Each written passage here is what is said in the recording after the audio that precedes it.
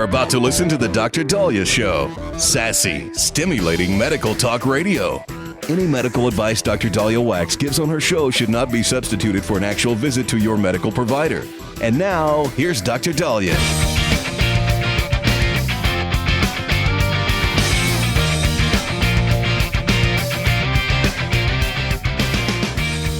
We're back on the Dr. Dahlia Show, 1-877-Dr. Dahlia, 1-877-DOC-DALI. So one thing I have to credit RFK Jr. for, and credit Governor Jerry Brown and Governor Newsom in California, who also spearheaded this, was getting crap out of our food. And another study has shown that these common preservative food additives are affecting our heart.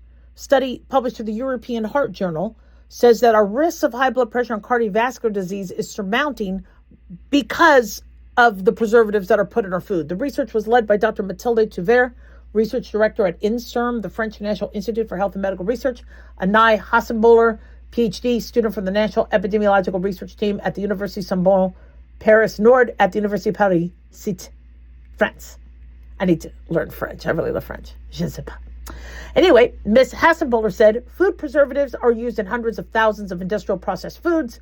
This is being reported by Medical Express. Experimental studies suggest that some preservative food additives may be harmful to cardiovascular health, but we have not had enough evidence on the impact of these ingredients on humans. As far as we know, this is the first study of its kind to investigate the links between a wide range of preservatives and cardiovascular health. So what did they do for the study?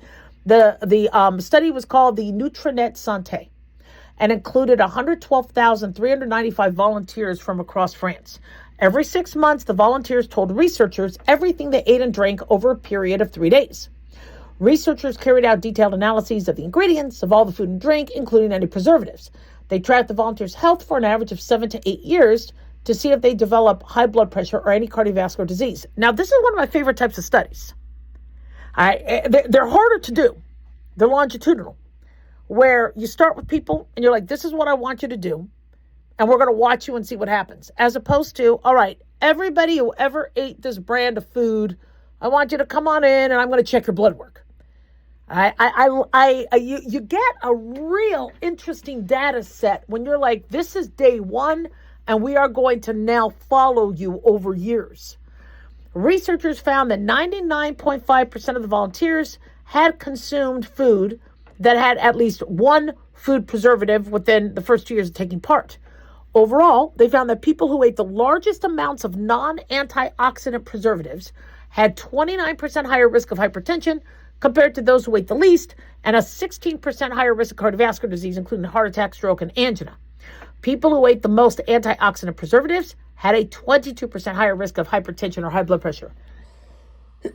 Non-antioxidant preservatives are designed to stop harmful microbes like mold and bacteria from growing, whereas antioxidant preservatives are designed to stop oxidation, which means the food will not turn brown or become rancid. If you remember, food preservatives had to be added, plastic sealing, things had to be done to protect food as the Industrial Revolution exploded, because people were now not just eating farm to fresh at the table. They were traveling to the city. They had to be able to eat something and store it if they didn't have time to cook it. And so food wouldn't go bad. We had to use preservatives. Researchers looked at 17 of the most commonly eaten preservatives and found that 8 of these were specifically linked to high blood pressure: potassium sorbate, potassium metabisulfite, sodium nitrite, ascorbic acid, sodium ascorbate, sodium erythrobate, citric acid, extracts of rosemary. Ascorbic acid was also specifically linked to cardiovascular disease. Now, they say the study does have some limitations, inherent to its observational design. However, the findings are based on highly detailed data, and we have taken account of other factors that can increase or lower the risk of cardiovascular disease. So it's not, it's not the most perfectly designed study because, what else did these people do? Could they lie? No, I didn't smoke. No, I didn't, do this. No, I didn't drink a lot of alcohol. You are kind of doing, basing this on the honor system.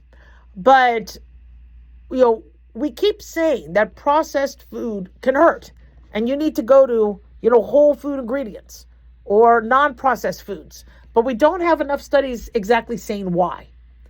And so they believe that the inflammation, the oxidative stress, the metabolic profile, the change in gut microbiota could be what's causing heart disease. Researchers are looking at that. We're going to have more studies. And it's going to scare people because somebody's going to say, wow, if you're taking in sodium nitrite, we need to do this. And listen, I would love for us to just eat fresh food. It would be really nice to go downstairs, on the streets of New York, grab some fruit, have that as my meal, go about my day, not have to, but, we don't know when the next storm is coming. We're talking about hurricane season and all that. We want to be, prepared. And we talk about food storage, and in order to store food, they're going to be preserved. I mean, that's that. In order for you to be able to feed your family non-fresh, it's going to need preservatives. It's just, if you can eat fresh, do. We're not going to eliminate all the preservatives. We're already too used to them. And until we can find better ways to protect fresh food. I mean, we freeze them. You can get the fresh food and then you can freeze them and then you could defrost them and try to. So there's still some things you could do, but for the most part, we're still surrounded by trying to keep our food from getting mold, from getting rancid. Because honestly, what did people have before we did this? They get food poisoning. They get sick. So, but look at what we have now. We have inflammatory bowel disease. We have irritable bowel syndrome. We're causing a whole new slew of medical conditions because we're not approaching, proper food and proper ingredients correctly. And it's a shame because I see kids eat processed foods. See, I didn't want to give the kids jars of food, jars of fruit. I got the natural fruit and I mashed it up myself. Try anytime you could substitute or swap something that's, safe and single ingredient, just go for that. It's not that hard. And we can't change the past. A lot of us have eaten fast food. I mean, I got to tell you, M&Ms, I know they got preservatives in them, but I love a handful of M&Ms, and I don't just eat one handful. Okay, we've all been there. We've all been there. But we can start to swap things out. Try to eat salad. Try to avoid preservatives. Try to eat less fast food. See what you can do. 1-877-DOC-DOLLY. Don't go away.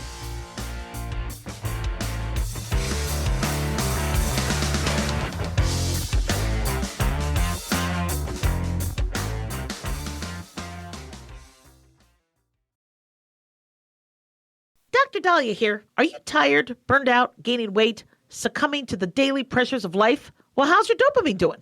How you feel right now, how you'll feel an hour from now, and how you'll feel next week is completely reliant on your dopamine. Our daily motivation and willingness to push through challenges depends on the intricate chemical process dopamine provides. Christian Kalikas and I created Deploying Dopamine, a book that tells you what dopamine is, when it dysfunctions, and how to successfully deploy it when needed. Find Deploying Dopamine on Amazon today. Check it out.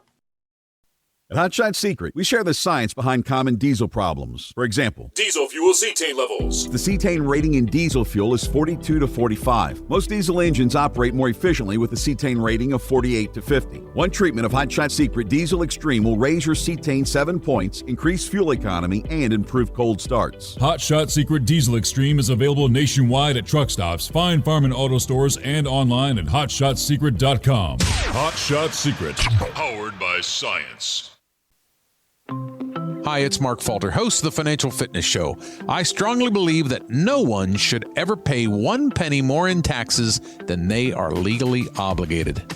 Unfortunately, for most hardworking Americans, this just isn't the case. Why? Because most people spend more time planning next weekend's getaway than trying to ensure they're going to pay less in taxes. My financial fitness team has put together some materials that I know are going to help you. It's the Tax Savings Kit. Tax Savings Kit includes 3 things: free tax analysis, top 10 ways to pay less in taxes, and an investor's guide to taxes. Now, how do you get it?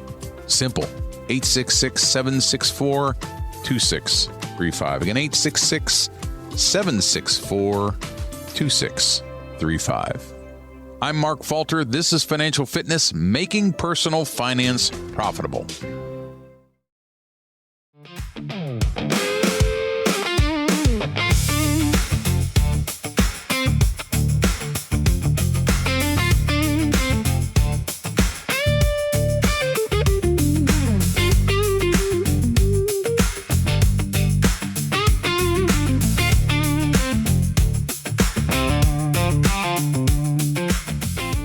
We're back in the Dr. Dahlia Show, 1-877-DOC-DALI, 1-877-DOC-DALI. Big thanks to Talk Media Network for making the show happen. Big thanks to Daniel, our producer, and big thanks to y'all for tuning in. We really do appreciate it. Don't forget to follow us on Twitter or X at Dr. Dahlia, Facebook, The Dr. Dahlia Show, and on YouTube, click like and subscribe.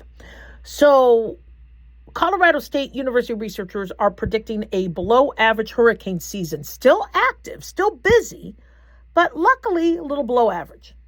And the reason why is we are expecting a pretty dominant El Nino forecast. Now, the El Nino forecast is supposed to strengthen in the coming months.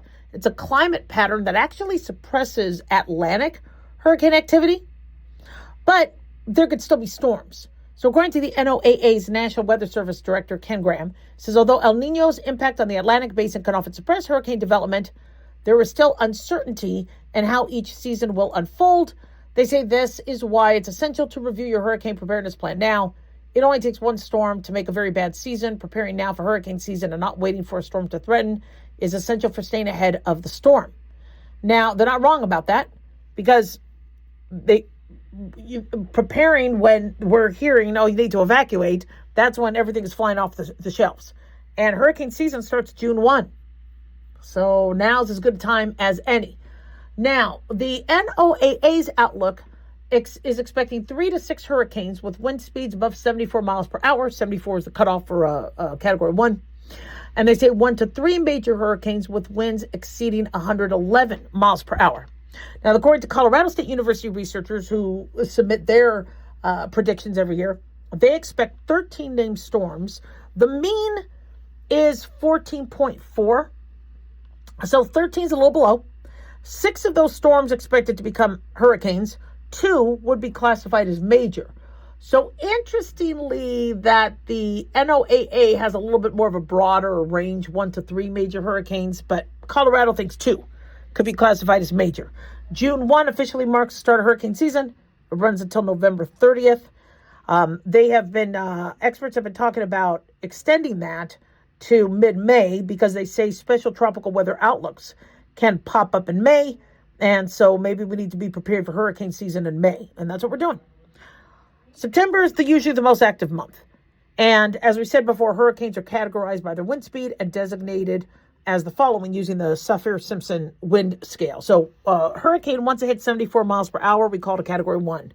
Once it goes up to 96 miles per hour, it's Category 2. Once it hits Category 3, that's 111.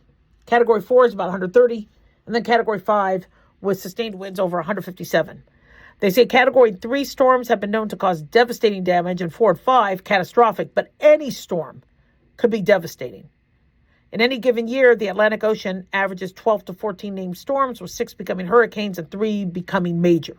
So when they say major, they're talking Category 3 or greater. And I always bring this up.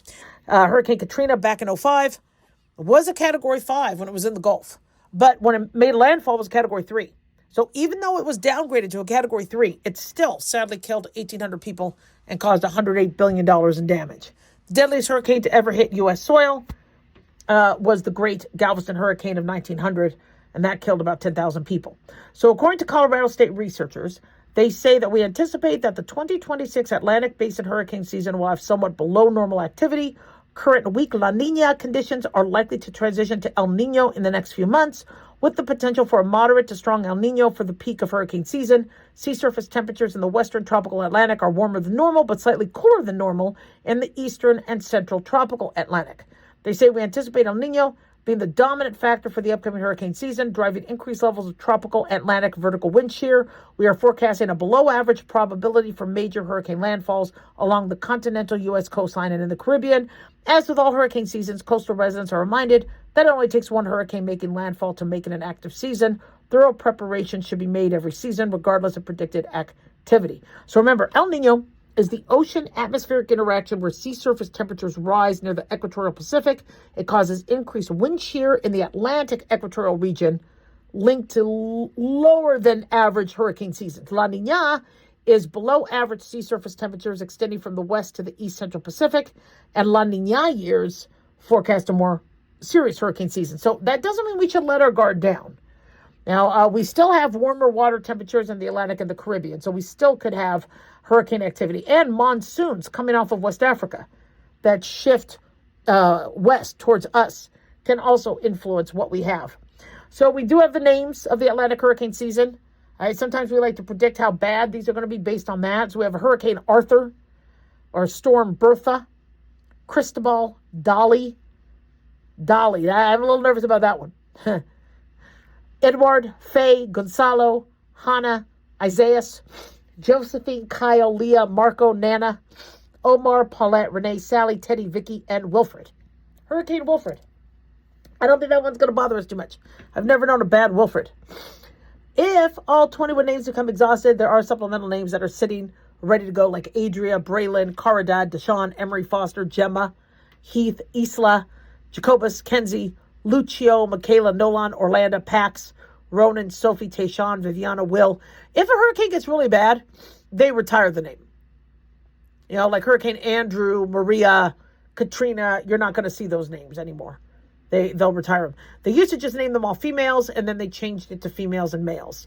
The sea, the ship, they always, Mother Nature, I never minded. But they decided to be, nicer to women to, have male names as well. The Eastern, Northern Pacific names are Amanda, Boris, Christina, Douglas, Elida, Fausto, Genevieve, Hernan, Isel, Julio, Karina, Lowell, Marie, Norbert. I love that movie, Norbert. Odalis, Polo, Rachel, Simon, Trudy, Vance, Winnie, Xavier, Yolanda, and Zeke. I would really be worried about a Hurricane Zeke. That just sounds like it would be something that would just be crazy. So how to prepare? Well, start doing so early. Make sure you have adequate water. You should always be having water and food storage. I know we just talked about preservatives and being careful, with overeating that. But you should still have, for God forbid, emergencies, things that you could easily open up and eat in case your power's out, like tuna fish and things like that. They say you need at least a gallon per day per person for at least 3 days, and a quarter to a half gallon of water per pet, except the fish. But you might want to have new water for the fish as well. So don't forget that if you are going to store up on water, just not a case of water bottles is going to be enough. You should have canned food, flashlights, medical supply kit, batteries, blankets, cash, medications, and waterproof containers set aside for disasters. Put important papers in waterproof, fireproof casings. And have that bag ready to go. Let's say you do have to evacuate. Have that bag ready to go that you could take. And also, if it's too ridiculous to have a heavy suitcase, have a couple backpacks and say, guys, this is the medicine. These are our papers. Grab the backpack and go, just in case you have to be on foot. According to ready.gov, they said, know your area's risk of hurricane. Sign up for the community's warning system, the emergency alert system, or the NOAA weather radio. If you're at risk for flash flooding, watch for warning signs like heavy rain. And if you got an electric vehicle, you might want to think about moving that sucker and making sure it's not in an area where there could be some heavy rain.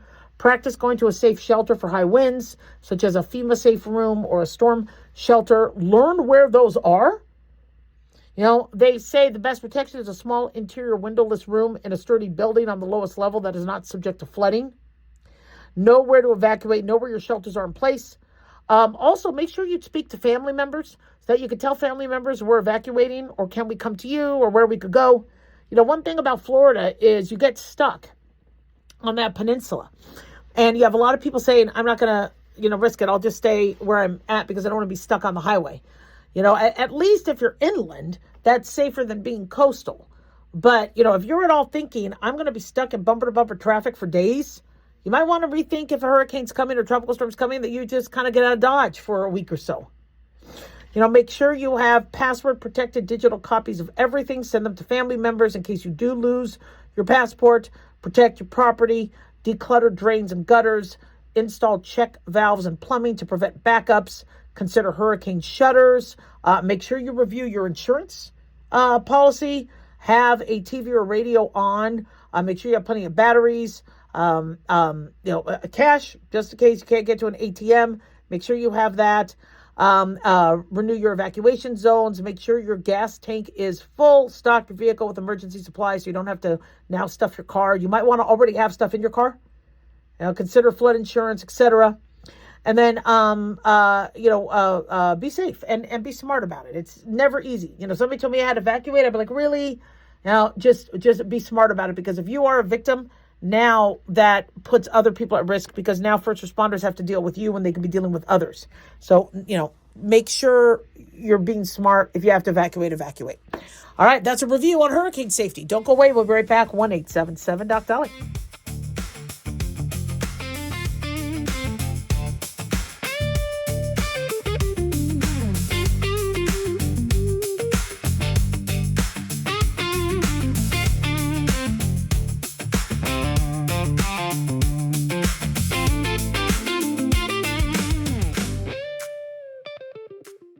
At Hot Shot Secret, we share the science behind common diesel problems and their solutions. For example, Diesel fuel cetane levels. in many states, the cetane rating in diesel fuel is 42 to 45. Most diesel engines operate more efficiently with a cetane rating of 48 to 50. One treatment of Hot Shot Secret Diesel Extreme will raise your cetane 7 points, increase fuel economy, and improve cold starts. Due to a cleaner burn, there are less hydrocarbons and particulate matter in your exhaust. This reduces the blockage of your diesel particulate filter. Using Diesel Extreme generates 83% less DPF regeneration. The 6-in-1 Diesel Extreme formula also includes the most concentrated detergent on the market, lubricity enhancer, water demulsifier, rust and corrosion inhibitors, and a fuel stabilizer. Hot Shot Secret Diesel Extreme is available nationwide at truck stops, fine farm and auto stores, and online at hotshotsecret.com. Hot Shot Secret.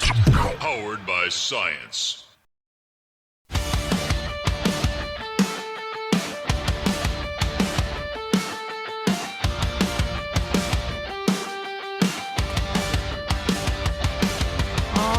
We are back on the Dr. Dahlia Show. Thank you all for tuning in. 1-877-Doc-Dolly, 1-877-DOCDALI.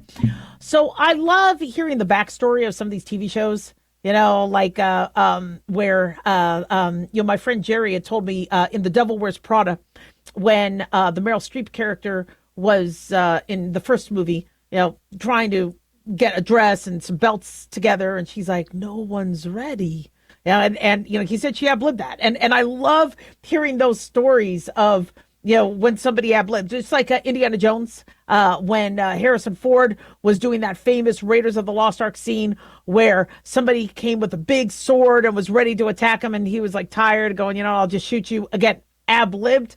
He was apparently feeling really, really bad. He had food poisoning. He had horrible diarrhea that day. Wasn't feeling good, and he was tired. And so as a joke, he did that, and that scene is now iconic. Sometimes the best, things that happen are the ones that were just on the fly. That's why anytime I do stand up or I do speak in front of people, I never have a speech. I never have notes, because it's never as good as when I just, come out with it. So interestingly, there was a little bit of a backstory with Seinfeld, where with Elaine. All right.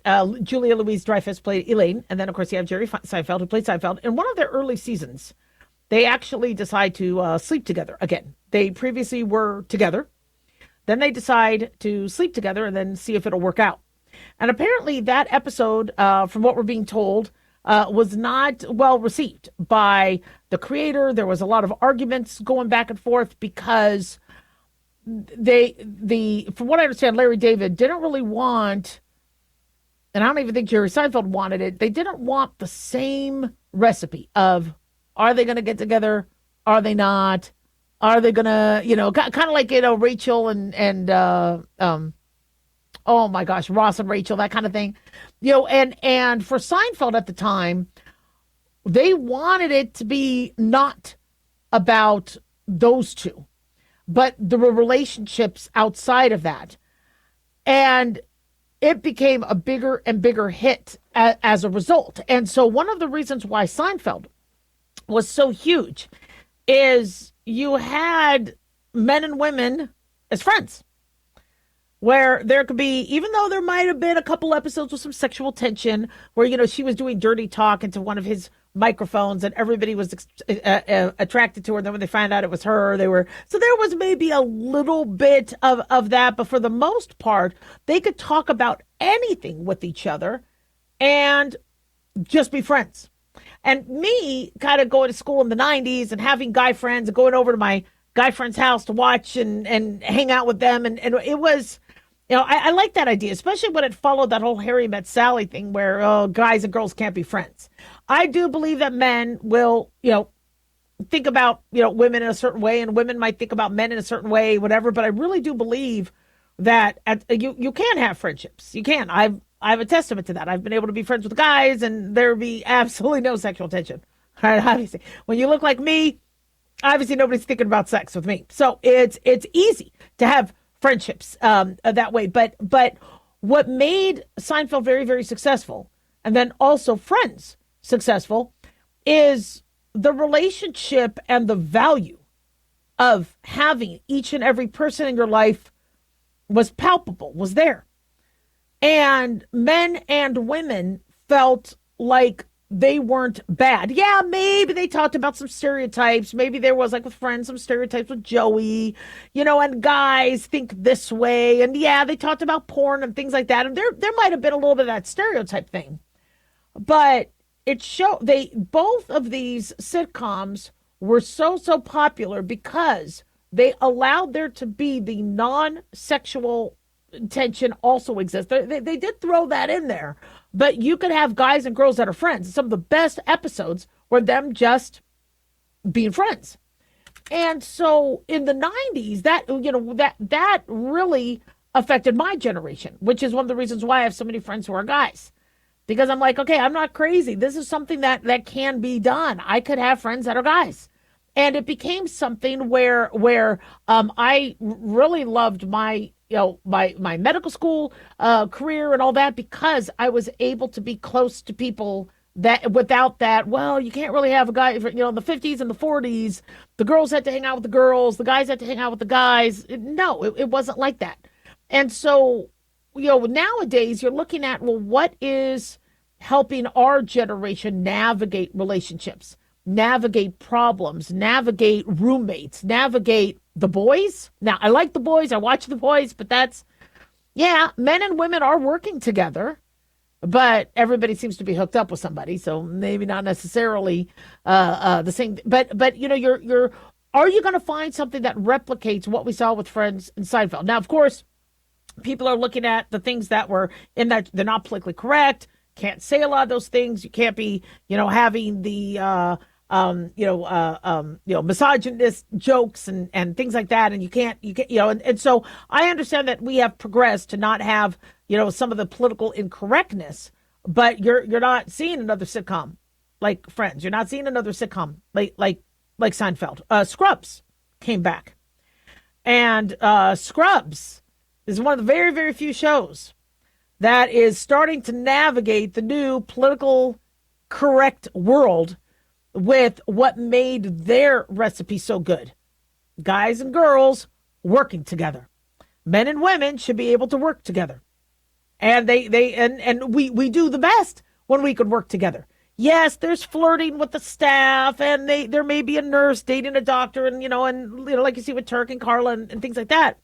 But I'm really excited about what Scrubs is doing, because, again, they're starting to kind of bring that back where, look, we could work together. We're not going to have, somebody accuse somebody of somebody else. It's okay to be able to work together, and guys and girls can, have platonic relationships. Now, we don't want just platonic relationships. We do want the human race to propagate, and we do want people to fall in love and etc. But you're not going to meet somebody if you don't go to work with other men and women. And so I want to see that. Let's bring back, people together. Let's bring back relationships. Let's bring back, no matter where you are on the LGBTQ spectrum, straight, homosexual, bisexual, asexual, whatever. Let's get men and women working together again. I think it is beneficial. And that's what these shows showed. And that's what, I've been working with Daniel for years. He's been the best producer I could have ever had. Yes, women can be good producers too, but thank God. Every single success in my life has been due to me being able to work with somebody, and the majority of them were men. And so we've got to get that back. And I'm starting to see that the Democrats and the Republicans are starting to, reevaluate how they're approaching men, how they're approaching women. Don't be saying, well, these are women's issues. The worst thing a Republican could say is Democrats attract women because of women's issues. And that never made sense to me because I'm a woman. So, I mean, a woman issues for me is national security, economy, the safety of our troops, right? Good food, the good health, public policy. So don't be saying there's women issues. And then the Democrats have to be careful about this anti-men, where men are the root of all of this. You're privileged. You're this. You're hurting everybody else. We got to figure out how to be more embracive. And if we can include and embrace and not be so divisive, we get more done. All right. Friends figured out how not to, make somebody feel bad, like they weren't a part, that they couldn't take part. Same thing with Seinfeld. That's what our governments need to do. This is what our political parties need to do. And this is what our employers need to do. It's not that difficult. 1-877-DOC-DOLLY, 1-877-DOC-DALI. I'm very, very privileged, to be able to do what I do. We're going to be coming up, with midterms and primaries coming up, and it's going to be rough, and we're going to be seeing, just watch with that filter that I'm looking at and go, what if you really saw people work together? It's like night and day what we could get done. 1-877-DOC-DOLLY. Don't go away.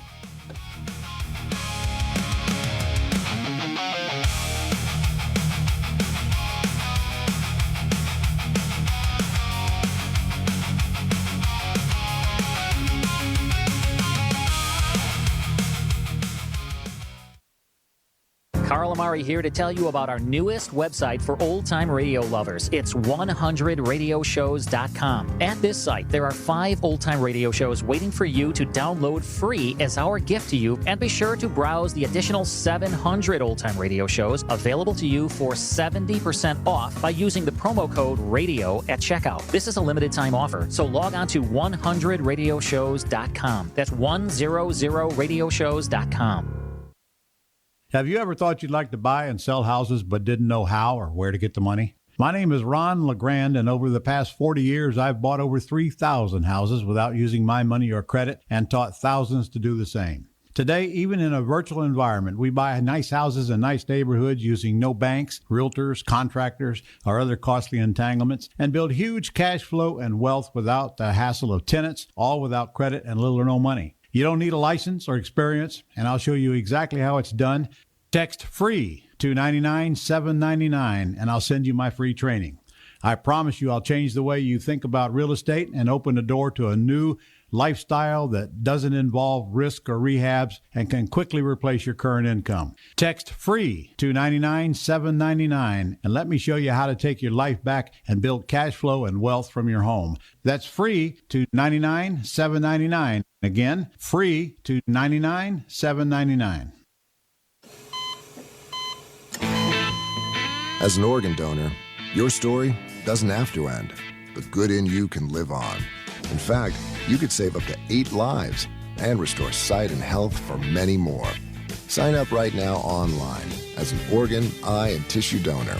You'll be happy you did, and just maybe someone else will be happy too. Go to organdonor.gov. It saves lives. U.S. Department of Health and Human Services, Health Resources and Services Administration.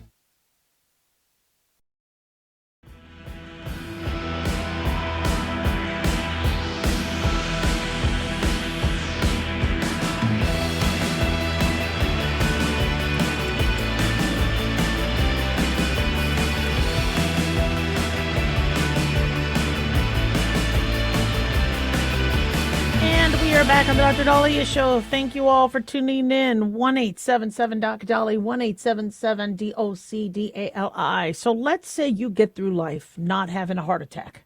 Way to go. Let's say you could get through your years without getting cancer. That's fantastic. Well, for those of us that might be able to bypass those landmines, right, and be able to make it through, right, to our senior years, happy and healthy, what could be waiting for us? Dementia. What type of dementia? Well, there's multi-infarct, there's a variety of different neurodegenerative disorders, but Alzheimer's seems to be the most common. And here we are in 2026, hoping that we have all these medications out there, that all these breakthrough drugs. And unfortunately, we're finding out that they're falling short. Now, that's not good. According to BBC News, that there's these breakthrough drugs that can cost hundreds of thousands of dollars, unlikely to see much benefit for Alzheimer patients. They said antibodies similar to the body that are supposed to attack the brain, or viruses and bacteria, are now being trained to attack the amyloid protein buildup. So what some of these studies have done, or some of these medications have done, is come up with these breakthrough medications where we can, almost like a vaccine, try to find the as opposed to a pathogen, the intruder, which is like an amyloid protein that shouldn't be there, grab it and remove it. And for years, the approach failed. But trials of two recent drugs called donanemab and lecanemab show that they could slow the pace of cognitive decline. This was huge. And we kind of spoke about this on the show as well. It was approved, I think, lecanemab was approved in 2023. It was an IV infusion, just as donanemab. Leqembi or Kisunla, I guess, are the brand names. Kisunla came out a year later in 2024. It was supposed to target the brain plaques, show progression. Leqembi showed a reduction in cognitive decline, so people were really, really excited about that. The Cochrane collaboration, according to BBC News, rigorously and independently analyzed the medical data. They looked at 17 studies, 20,342 volunteers of drugs that removed amyloid looked at 17 studies of drugs that removed amyloid of the brain, and it included about 20,000 patients. And they concluded that the approach does slow it down. So there's something to it, but not enough to make a meaningful difference to patients. Not to mention there were risks such as brain swelling and bleeding. Also, these medications had to be given every 2 to 4 weeks, which could be very expensive. So amyloid protein is the biggest culprit. Amyloid, tau, beta proteins collect around the brain neurons in those people that suffer from Alzheimer's. So it interrupts the signals and the electrical discharging. What the monoclonal antibodies do is they stick to the protein, and then they attract immune cells going, we got them, come here. So the antibodies then get recognized by the immune cells, and the immune cells decide to attack the protein. Now there's less protein around the neuron. It's a fantastic idea. It's brilliant, actually, to try to remove plaques from the brain. You got to, though, do it early. This would have to be instituted very early, because once plaques start to destroy the disruption and blood flow and other issues and other nutrients in the way the brain operates, then those cells die, or they're harder to regenerate. The problem is with this study, they found even though it helped, they didn't see much improvement in patients. Now, is it because the beta amyloid protein hurt whatever neurons there were that removing it didn't make that much of a difference? I don't know. And so seeing that, there's this, this, especially for a medication such as that, seeing that the results were quote unquote trivial from these 17 clinical trials and the data, looking at 20,000 patients, it's concerning. Now, that doesn't mean that we don't have enough disease modifying therapies. Okay, we might not be able to cure you, but we could slow progression. And that's our goal. The way to handle Alzheimer's, kind of how we used to handle fires. We weren't able to put out fires years ago because we didn't have trucks and that much water. All we could do is try to minimize the damage and not let the fire go anywhere else, and let the fire kind of burn through and then stop. And so we aren't going to be able to cure you, but what we want to try to do is minimize damage and not let any other parts of the brain that are healthy get hurt. And if we could keep you, cognitive and keep you functioning for as long as possible, till you're 110 or 120, we would have then done what we needed to. I mean, a lot of us will have memory issues. A lot of us will struggle, cognitively, but as long as we could still take care of ourselves, be among others, be able to, do our daily activities, but once you can't take care of yourself, you can die. So it's important to be able to add that longevity. So the verdict of the analysis showing it was in people with mild cognitive impairment or mild dementia, and it found that the effects of these drugs on cognition and dementia severity over 18 months were quote unquote trivial, with improvement in functional ability small at best. Well, this is a huge blow, according to The Guardian, on this new wave of drugs that were supposed to be one of the safer forms of and easier to do. I mean, an infusion, it's going in for your infusion and then getting these monoclonal antibodies because we can't put them in pill form. Absolutely, it was supposed to be a huge game changer, and so it's frustrating. Cochrane Review drew on gold standard methods to assess the data. So I mean, this was a pretty, shall we say, valid way to look at things. So what next? Well, I mean, we have still Aricept, which are cholinesterase inhibitors, Namenda, NMDA antagonists, the cholinesterase inhibitors are known to kind of improve communication between the nerve cells. Again, I have never had a person on Aricept go from severe Alzheimer's to normal, and cured, but, to slow down, it's something. Rivastigmine or Exelon is another one. There's a variety of medications out there. They're trying. But the one concern that I have is if you have a trial like this saying, look, the work you put into these drugs, these monoclonal antibodies, and I know they're expensive, provided minimal, if any, benefit. A lot of these pharmaceutical companies are going to be thinking twice about investing in the R&D of more of these drugs. I want there to be a success. I want there to be a golden egg. I want them to be able to make something, one, to help with the patients, but two, to keep, or that the problem we've been having is it's so expensive to come up with these types of medications. And for somebody to take that risk, they need to feel, they need to take a gamble and hope that the drug not only passes clinical trials in terms of safety and efficacy, but that then later the media will run with it, everybody will know about it, and they'll be able to sell it. But if people are, if it's not getting out there, and so pharmaceutical reps will go to doctors and tell them, look, we have these medications. And I know politicians tried to stop that. But if there is a new medication that could work, doctors need to know about it. But it doesn't mean Alzheimer's drugs don't work. It just means that some of these game changers might not be much of a game changer yet. 1-877 Doc Dolly, don't go away.